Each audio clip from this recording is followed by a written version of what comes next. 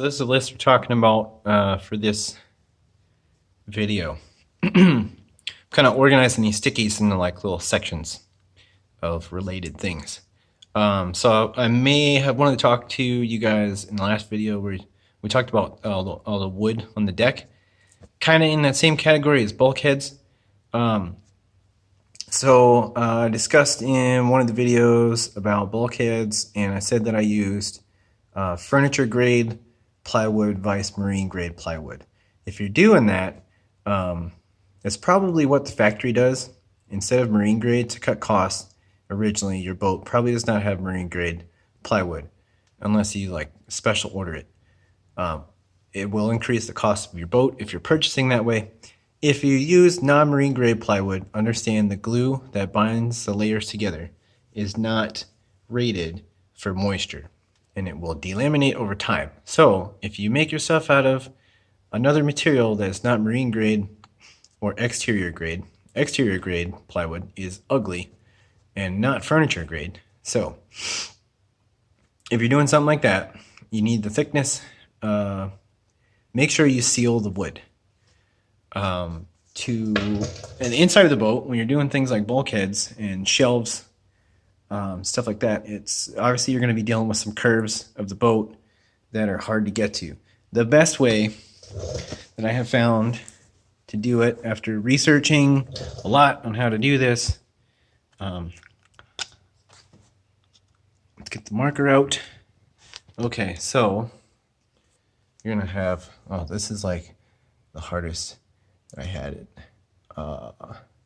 So like you had the whole curve of the boat here, but then the deck went like this, and then it went up and came over. So I had to make this complex shape like that, and I had to put a bulkhead like there.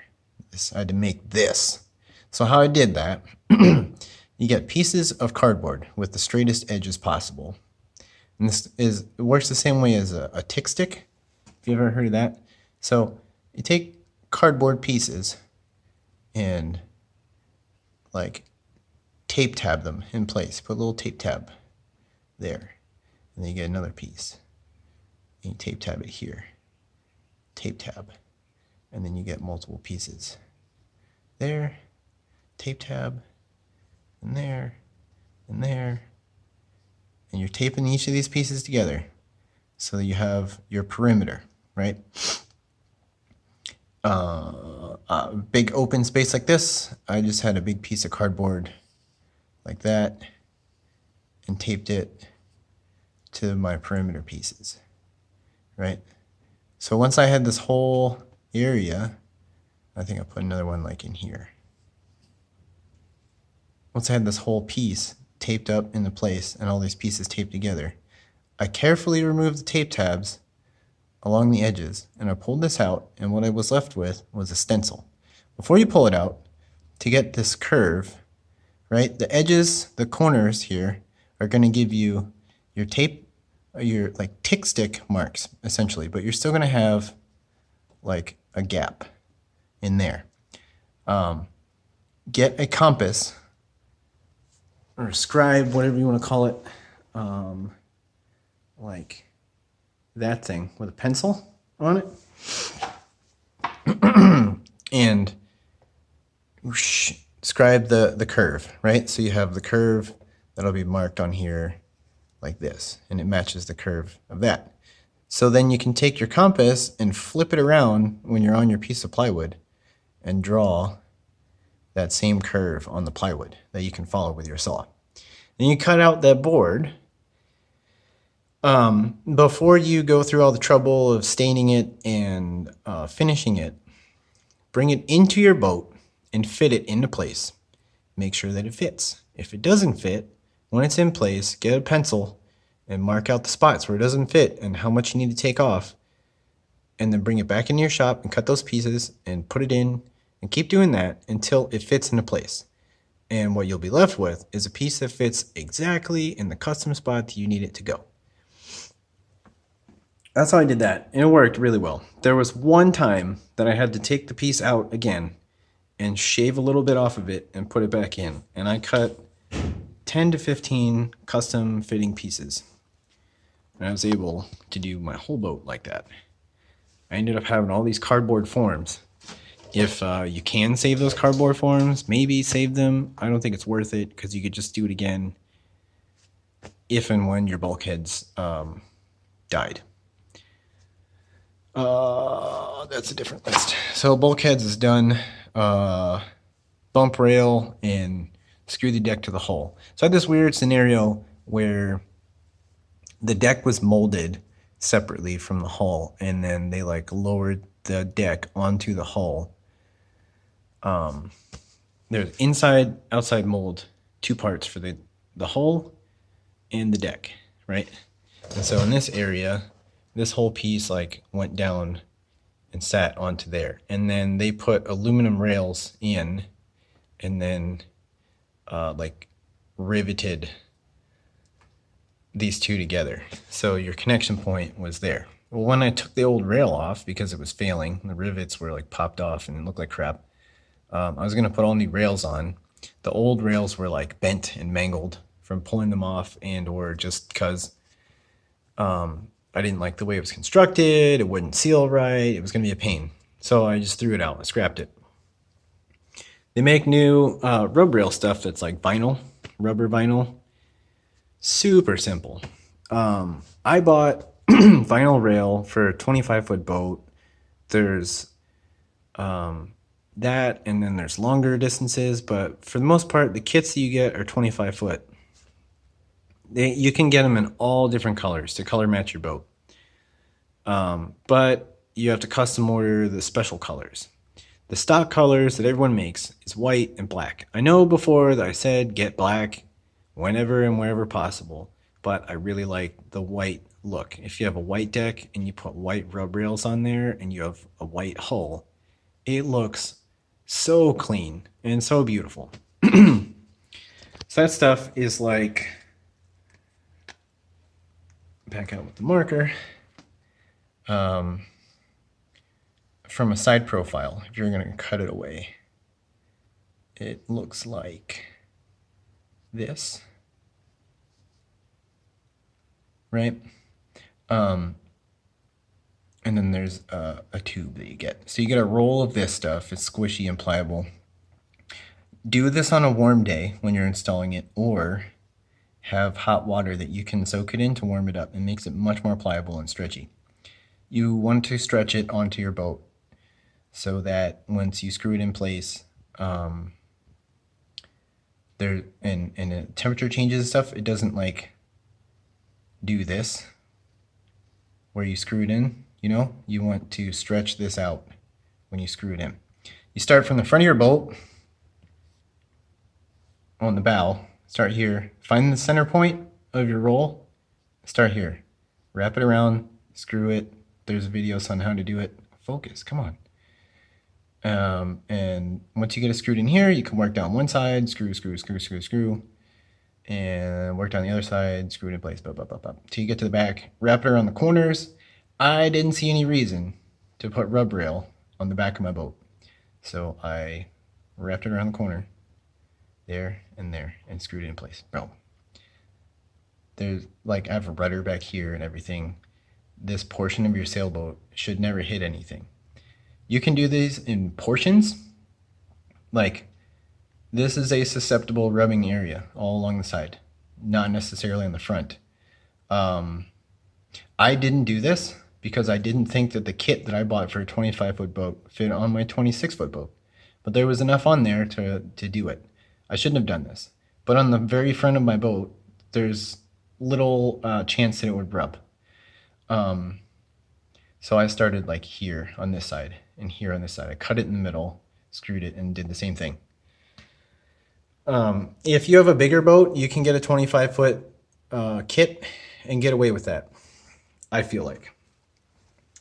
You can always go back and make another separate rub rail for the front and like leave a bare section here and there and get end caps to seal off the portions to finish the ends. The kit it came with an end cap for the back, 2 end caps, and some screws. The screws were long enough to go through the rub rail There's no preset holes in here. You pick like every foot or so and you just screw it in. The screw goes like that into your hole. I had to patch and seal all the old rivet holes. That was a pain.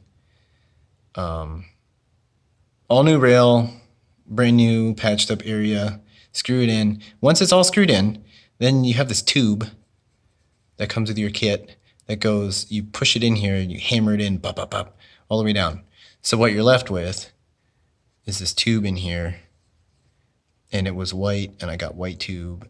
Oh, it was beautiful. It was gorgeous. You want to put some sealer while you're screwing this down. Put some sealer in there.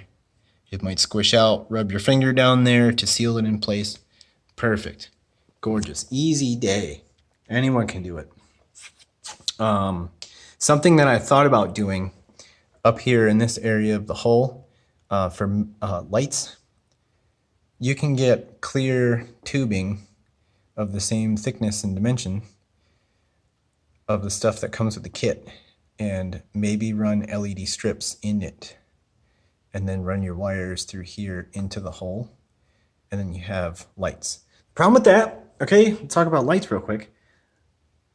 Lights are Coast Guard certified for brightness. They have to be a certain brightness for a certain distance and certain weather conditions that they have to reach. A certain distance. Visibility is a thing. Does the Coast Guard check that your lights are Coast Guard approved? Probably not. They might. I don't know. I didn't research that. So if you get strip lights, make sure that they're Marine Coast Guard certified. It'll be on the package.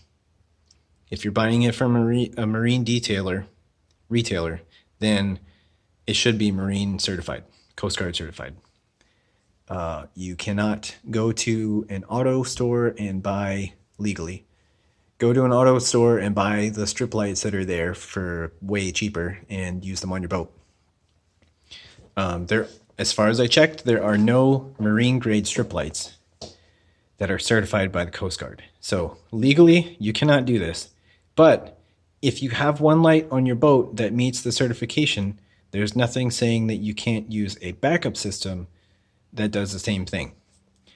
So eventually, I was thinking about doing that, pulling that tube out and then, putting it in there.